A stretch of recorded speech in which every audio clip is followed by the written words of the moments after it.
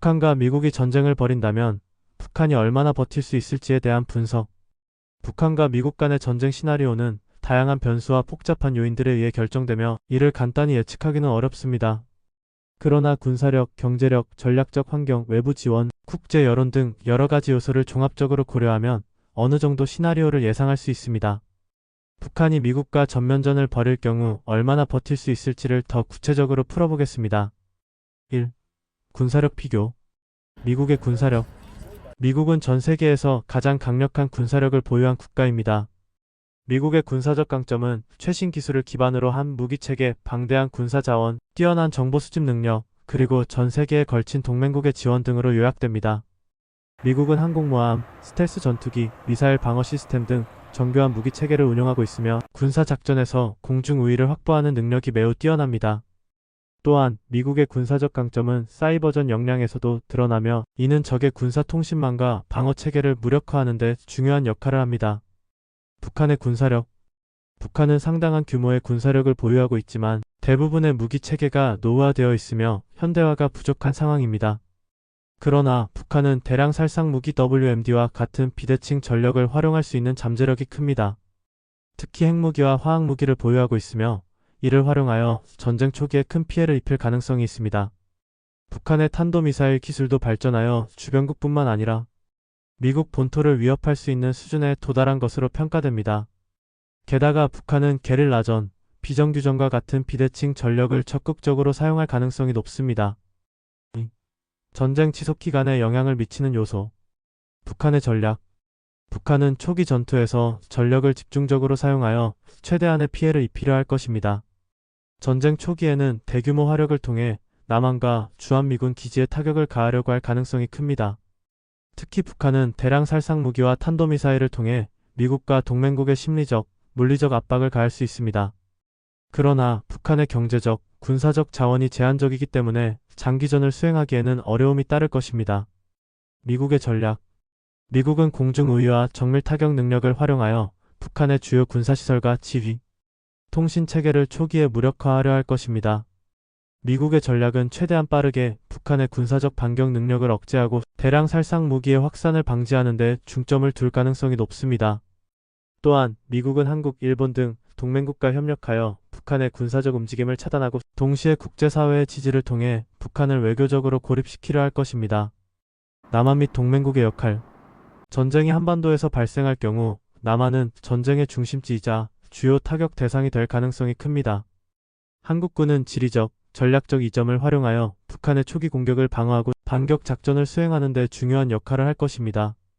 일본 역시 미군 기지를 통해 지원을 제공할 가능성이 높으며 미국과의 동맹관계를 바탕으로 군사적 협력을 강화할 것입니다. 3. 북한이 버틸 수 있는 시간. 초기 교전. 전쟁 초기 북한은 강력한 화력을 기반으로 12주 동안 상당한 저항을 할 가능성이 있습니다. 북한은 초기 단계에서 탄도미사일, 장사정포, 특수전 병력을 활용하여 남한과 미군 기지에 큰 타격을 가하려 할 것입니다. 그러나 미국과 동맹국의 공중, 우위와 정밀 타격 능력으로 인해 북한의 주요 군사 인프라는 빠르게 파괴될 가능성이 큽니다. 중장기적 시나리오. 미국이 북한의 주요 군사시설과 경제 기반을 초기에 무력화할 경우 북한의 전력은 급격히 약화될 것입니다. 북한은 경제적으로 자급자족 능력이 부족하고 국제사회의 제재로 인해 장기적인 군수물자, 조달이 어려운 상황입니다. 따라서 전쟁이 몇 주에서 몇 달 이상 지속될 경우 북한의 저항 능력은 크게 약화될 가능성이 높습니다. 게릴라전 가능성. 전쟁이 장기화될 경우 북한은 게릴라전과 비정규전을 통해 저항할 가능성이 큽니다. 북한의 산악지대와 지하 군사시설은 미국과 동맹국에게 큰 도전 과제가 될 수 있습니다. 특히 북한은 비대칭 전력을 통해 전쟁을 장기화하고 미국과 동맹국의 심리적 압박을 가하려 할 것입니다. 4. 외부 개입의 변수. 중국과 러시아의 역할. 북한은 역사적으로 중국과 러시아로부터 군사적, 경제적 지원을 받아왔습니다. 그러나 전면전 상황에서 이들 국가가 직접적으로 개입할 가능성은 낮아 보입니다. 대신 간접적으로 물자와 외교적 지원을 제공하거나 국제 무대에서 북한을 옹호할 가능성이 있습니다. 중국은 한반도에서의 전쟁이 자국의 안보와 경제에 부정적인 영향을 미칠 것을 우려할 것이며 러시아 역시 국제 여론을 고려하여 제한적인 지원을 제공할 가능성이 높습니다. 국제 여론. 전쟁에서 대량 살상 무기의 사용이나 민간인 피해가 심각해질 경우 국제사회의 여론이 전쟁의 방향에 큰 영향을 미칠 수 있습니다. 특히 대규모 민간인 피해는 전쟁을 조기에 종료시키기 위한 외교적 노력을 강화하는 계기가 될 수 있습니다. 결론.